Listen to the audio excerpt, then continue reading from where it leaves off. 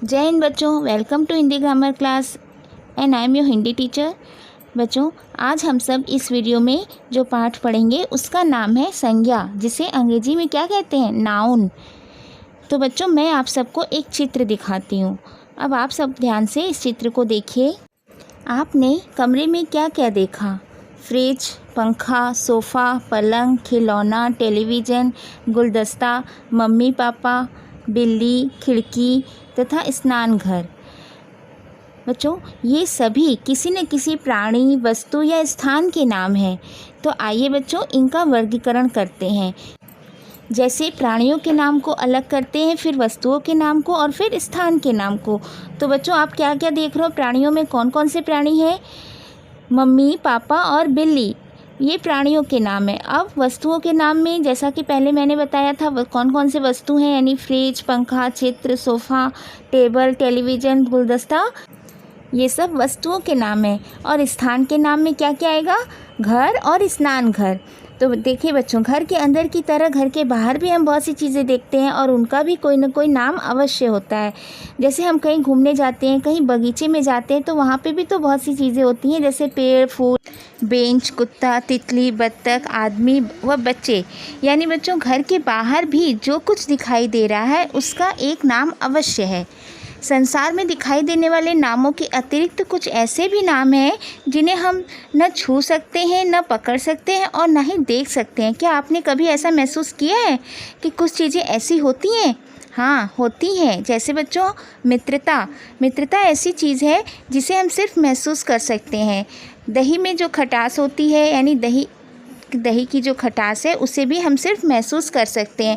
अतः ये मन के भाव हैं, इन्हें हम छू, पकड़ या देख नहीं सकते। इसी प्रकार के बहुत सारे मन के उत्पन्न होने वाले भाव होते हैं जिन्हें अलग अलग नामों से जाना जाता है, यानी भावों के भी नाम होते हैं। तो बच्चों, संज्ञा क्या है, ये अब आप सबको अच्छे से समझ में आ गया होगा। बच्चों, इसे हम इन शब्दों में परिभाषित कर सकते हैं। जिस शब्द से किसी स्थान, प्राणी, वस्तु अथवा भाव के नाम का बोध होता है उसे संज्ञा कहते हैं। चलिए, अब हम पढ़ेंगे संज्ञा के भेद। बच्चों, क्या आप सब जानते हैं संज्ञा को कितने भागों में विभाजित किया गया है? संज्ञा को 5 भागों में विभाजित किया गया है। व्यक्तिवाचक संज्ञा, जातिवाचक संज्ञा, भाववाचक संज्ञा, द्रव्यवाचक संज्ञा तथा समूहवाचक संज्ञा। लेकिन बच्चों, आपके सिलेबस में सिर्फ व्यक्तिवाचक संज्ञा, जातिवाचक संज्ञा तथा भाववाचक संज्ञा ही है। चलिए बच्चों, अब हम पढ़ेंगे व्यक्तिवाचक संज्ञा। किसी विशेष व्यक्ति, वस्तु, प्राणी या स्थान के नाम को व्यक्तिवाचक संज्ञा कहते हैं। जैसे बच्चों, हिमालय, गंगा, दिल्ली, लाल बहादुर शास्त्री, ये सब क्या है? किसी पर्वत का नाम है, नदी का नाम है। दिल्ली स्थान का नाम है, लाल बहादुर शास्त्री किसका नाम है? किसी व्यक्ति का नाम है। तो ये जब हम किसी विशेष व्यक्ति, वस्तु या स्थान के नाम का बोध कराए जो शब्द, वह व्यक्तिवाचक संज्ञा कहलाता है। बच्चों, एक उदाहरण लीजिए, जैसे दिल्ली हमारे देश की राजधानी है, तो इस वाक्य में व्यक्तिवाचक संज्ञा क्या होगा? दिल्ली। क्यों? क्योंकि यह किसी स्थान का नाम है। इसी प्रकार अमिताभ बच्चन अच्छे कलाकार हैं। तो देखो बच्चों, इस वाक्य में अमिताभ बच्चन यानी किसी व्यक्ति का नाम है, तो यह क्या हो गया? व्यक्तिवाचक संज्ञा हो गया। इसी प्रकार गीता प्रसिद्ध पुस्तक है, तो देखो गीता किसका नाम है? किसी पुस्तक का नाम है। और तो यहाँ पर वस्तु का नाम का बोध हो रहा है, तो यह क्या हो गया? व्यक्तिवाचक संज्ञा हो गया। चलिए बच्चों, अब हम पढ़ेंगे जातिवाचक संज्ञा। जातिवाचक संज्ञा किसे कहते हैं? जिस शब्द से किसी प्राणी, स्थान या वस्तु की जाति का बोध होता है उसे जातिवाचक संज्ञा कहते हैं। तो आइए बच्चों, इन्हें हम कुछ उदाहरणों द्वारा समझते हैं। पार्क में बच्चे खेल रहे हैं, विद्यार्थी पुस्तक पढ़ रहे हैं, पेड़ पर पक्षी बैठे हैं। अब देखो, इन उदाहरणों में पार्क, बच्चे, विद्यार्थी, पुस्तक, पेड़ और पक्षी, ये सब क्या है? ये सब किसी व्यक्ति, स्थान या प्राणी के नाम की ओर संकेत नहीं कर रहे हैं, बल्कि एक संपूर्ण जाति का बोध करा रहे हैं। जैसे बच्चों, पार्क और बच्चे शब्द का प्रयोग किसी भी पार्क और बच्चे के लिए किया जा रहा है। यहाँ पर किसी विशेष पार्क का नाम या फिर किसी विशेष बच्चे का नाम नहीं लिखा है, तो पार्क और बच्चे में कौन सी संज्ञा होगी? जातिवाचक संज्ञा। चलिए अब हम पढ़ेंगे भाववाचक संज्ञा। वह संज्ञा शब्द जो किसी भाव, गुण, अवस्था, व्यापार आदि का बोध कराए उसे हम भाववाचक संज्ञा कहते हैं।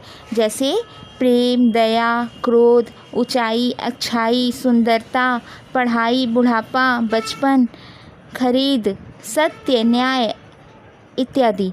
ये सब क्या है? ये सब भाववाचक संज्ञा है, जिन्हें हम न तो छू सकते हैं न ही देख सकते हैं बच्चों, और इन्हें सिर्फ हम क्या कर सकते हैं? सिर्फ महसूस कर सकते हैं। वो भाववाचक संज्ञा के अंतर्गत आते हैं। एक उदाहरण लेते हैं। आम में मिठास है। मिठास क्या होता है? मिठास सिर्फ महसूस की जा सकती है। इसी प्रकार कश्मीर की सुंदरता देखते ही बनती है। सुंदरता शब्द जिसे हम सिर्फ महसूस कर सकते हैं, न तो हम इनसे छू सकते हैं और ना ही देख सकते हैं, तो यह क्या हो गया? यह भाववाचक संज्ञा हो गया। इसी प्रकार एक अन्य उदाहरण लेते हैं बच्चों। प्रकृति की हरियाली और सुंदरता मन मोह लेती है।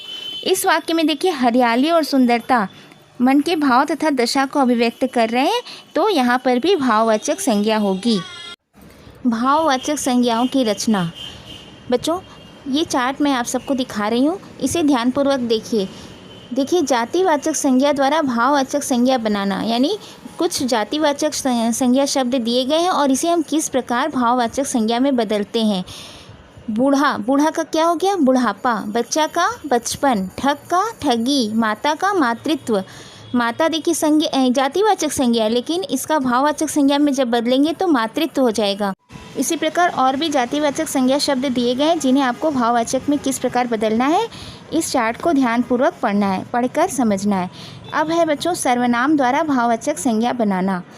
जैसे बच्चों सर्वनाम शब्द दिए गए, अपना, निज, सर्व, पराया, मम, स्व, ये सब सर्वनाम शब्द है। इन्हें हम भाववाचक में किस प्रकार बदलेंगे? अपना का अपनापन, निज का निजत्व, सर्व का सर्वस्व, पराया का परायापन, मम ममता, स्व स्वत्व।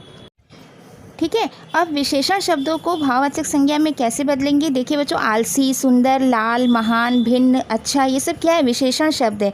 इनका भाववाचक बनाने के लिए आलसी का आलस्य कर देंगे, सुंदर का सुंदरता, लाल का लालिमा हो जाएगा, महान का महानता, भिन्न का भिन्नता और अच्छा का अच्छाई। इसी प्रकार अन्य भी दिए गए विशेषण शब्द, आप सबको इसका भाववाचक संज्ञा शब्द क्या होगा ये अच्छे से पढ़ के याद भी करना है। अब है क्रिया शब्दों को भाववाचक संज्ञा में कैसे बदले। देखो, लड़ना, चलना, घबराना, खेलना, मिलना, पढ़ना, ये सब क्या है? ये सब क्रिया शब्द हैं। इन्हें भी हम भाववाचक संज्ञा में बदल सकते हैं। देखिए, लड़ना का क्या हो जाएगा भाववाचक संज्ञा? लड़ाई। चलना का चाल। घबराना का घबराहट। खेलना का खेल। इसी प्रकार अन्य शब्द भी दिए गए, इन्हें आपको अच्छे से पढ़ना है और याद भी करना है। अब अव्ययों से भाववाचक संज्ञा किस प्रकार बनता है? जैसे देखो, अव्यय शब्द है निकट, समीप, मना, दूर, धिक, ऊपर, ये सब क्या है? अव्यय है। तो अव्यय को हम भाववाचक में बदलने के लिए निकट का क्या बना देंगे? निकटता। समीप का सामीप्य। मना का मनाही। दूर का दूरी। धिक का धिक्कार और ऊपर का ऊपरी। तो बच्चों, आप सबको भाववाचक संज्ञा बनाने के लिए जो मैंने आपको चार्ट दिखाया है, इसे आपको अच्छे से याद करना है। ठीक है। धन्यवाद बच्चों।